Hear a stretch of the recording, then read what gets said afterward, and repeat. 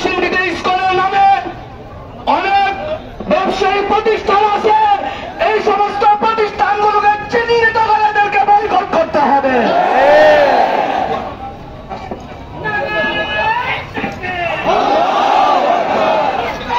এই পর্যায়ে আপনাদের সামনে বক্তব্য রাখবেন হযরত মাওলানা আব্দুর রহমান।